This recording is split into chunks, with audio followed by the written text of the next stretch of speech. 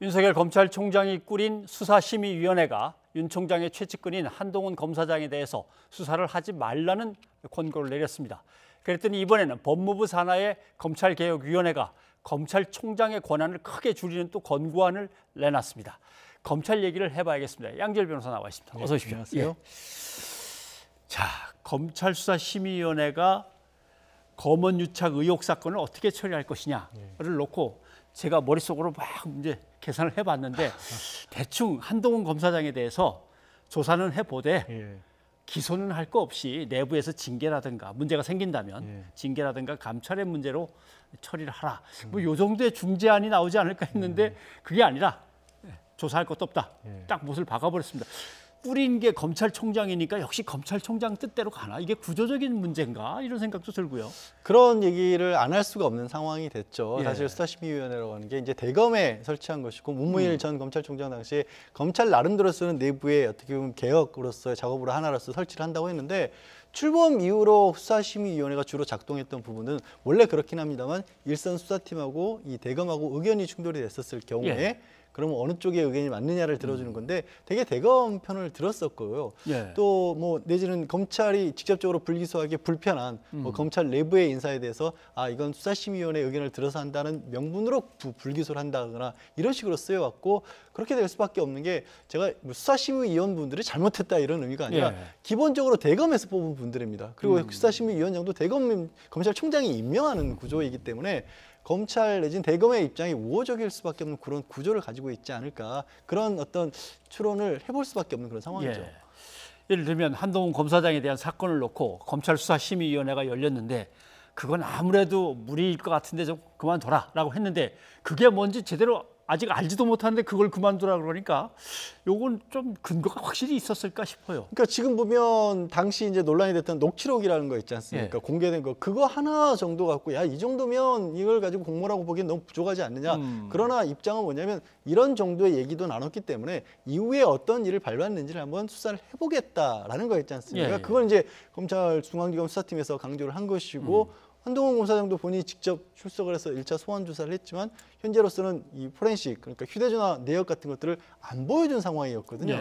그러니까 뭐가 있는지 없는지 우리 흔히 말로 결백하면 명명백백하게 밝혀달라고 하면 될 것을 아예 수사 자체를 막아버려야 될 필요성은 뭘까? 수사를 받는 것만으로 그러면 한 검사장에 대해서 굉장히 커다란 불이익이 간다는 얘기일까? 예. 그런 물음표들이 잇따라 나오는 거죠.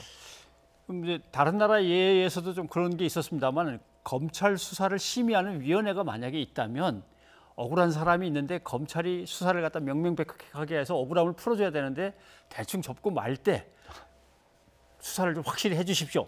이렇게 이제 검찰을 당겨오는 역할을 할 줄로 알았는데 검찰과 관계 있는 대기업 그룹, 검찰 내부의 고위 인사 이 사람들의 문제를 딱 닫아버리는 역할을 해버리니까 검찰수사심의위원회는 그럼 누구를 위해서 힘센 사람을 위해서 역시 존재하나 이런 이제 그 의혹이 국민들 사이에서는 있는 거죠. 지금 말씀하신 제도에 가까운 게 이제 영미권계에서는 대배심제로 그래서 예. 이제 법원에 종속해 있어서 이거를 기소를 할 것인지 말지를 결정하는 것이거든요. 그럴 경우에 글자 그대로 민간 배심원들이 철저하게 외부에서 그냥 추첨해서 들어오는데 이 검찰수사심의위원회는 말씀드린 것 같이 수사심의위원들을 추첨한다고 하지만 이미 후보군들이 검찰 대검에서 만들어져 있는 상황에 예. 그분들 중에서 이렇게 뽑는 거거든요. 구조적으로도 문제가 있고 또 만들 때는 좋은 취지였다라고 저는 믿고 싶습니다만은 너무 많은 부분을 들여다볼 수 있게 됐어요. 수사를 개시할 것인지, 뭐 압수수색을 할 것인지, 수사가 잘 됐는지, 기소를 할 것인지, 불구속을 할 것인지, 구속을 할 것인지 그렇게 범위를 넓혀놓다 보니까 오히려 더 안 좋은 쪽으로 흘러버린 게 아닌가 싶습니다. 예.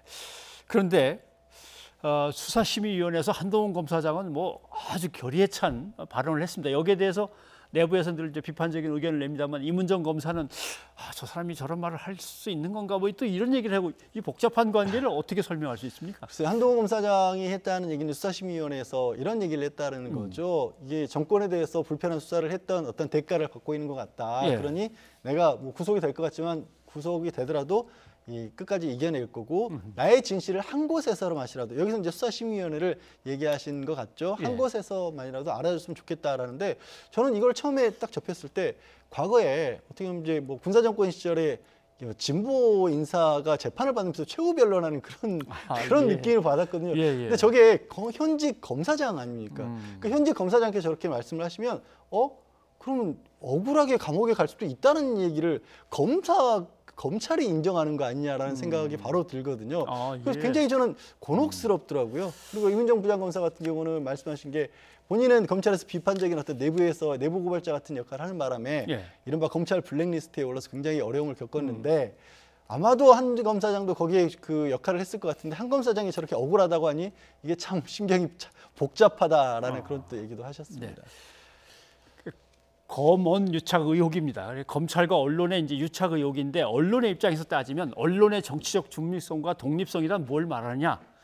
국장님의 독립성을 말하는 게 아니고 취재진이 자유롭게 취재해서 자기가 소신껏 판단한 대로 보도하는 걸 이제 어떻게 보면 언론의 가장 중요한 독립성이다 볼 수 있는데, 근데 이제 정작 담당 수사팀의 의견이 이제 완전히 묵살된 거나 마찬가지여서 수사팀은 이제 어떻게 해야 됩니까? 수사팀은 수사를 할 것으로 보입니다. 이미 입장이 지금 수사심의위원회 결정에 대해서 받아들이기 어렵다라고 이해하기 어렵다라는 반응이었고요. 예.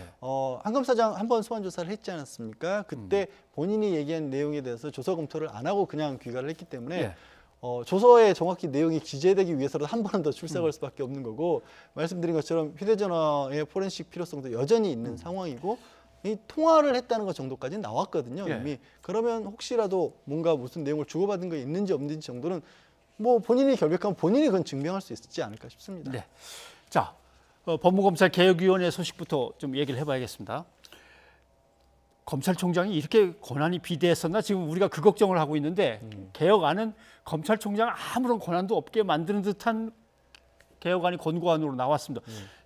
판단하시기 어떻습니까? 이게 저는 이 얘기를 하는데 전제 조건이 좀 빠져 있는 것 같습니다. 그러니까 언론에서 보도를 할 때도 그렇고 비판적인 목소리를 내시는 분들도 그렇고 기존의 검찰총장이 가지고 있던 막강한 권한이라고 하는 지금 이제 비대까지라는 하다는 표현까지 쓰셨는데 그거를 고스란히 둔 채, 그 권한은 검찰에 고스란히 둔 채 그거를 다른 사람들에게 주고 법무부 장관이 가져간다. 그래서 이게 잘못된 거다라는 식의 비판을 하십니다. 그렇죠. 그런데 검찰개혁위원회에서 2기입니다, 이번이. 그리고 이건 두 번째고 그다음 그 이전에 검찰개혁과 관련된 취지는 이 정권 출범 초기부터 대통령의 공약으로부터 내피들었던 거고 가장 많이 나온 부분이 검찰에 집중된 권력을 분산시키겠다는 겁니다. 그래서 지난해 검경수사권 조정도 있었고요. 추미애 법무장관 올해 취임한 이후에 직접 수사 또 많이 줄였다고 했습니다. 그리고 계속해서 현재 특수나 공안 쪽으로 가고 있는 이른바 뭐 고위공직자를 수사한다거나 대기업을 수사하는 이런 수사를 줄이겠다고 했고 그 작업들을 쭉 해왔습니다. 그 얘기는 뭐냐면 검찰총장이 그렇게 막강한 권력을 가지고 있는 거는 이번에 나온 권고안하고 상관없이 무관하게 어차피 검찰국이 달라져야 한다는 전제의 개혁 작업을 해왔었고 그중에 검찰총장에 대해서 이번에 한번 얘기가 나온 거죠.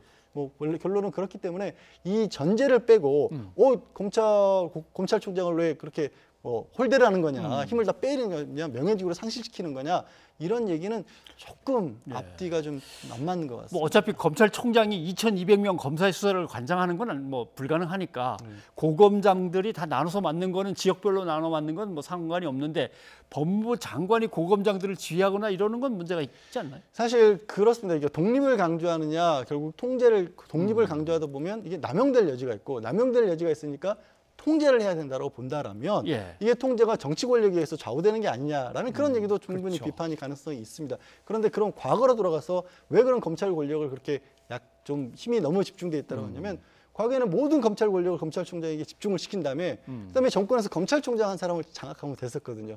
그걸 하지 않겠다고 독립을 시킨 다음에 이렇게 분산을 시키는 거죠. 아무튼 어떤 논의가 전개되는지 이 안은 계속 좀 지켜봐야 될 것 같습니다. 양지열 변호사님 고맙습니다. 네, 고맙습니다.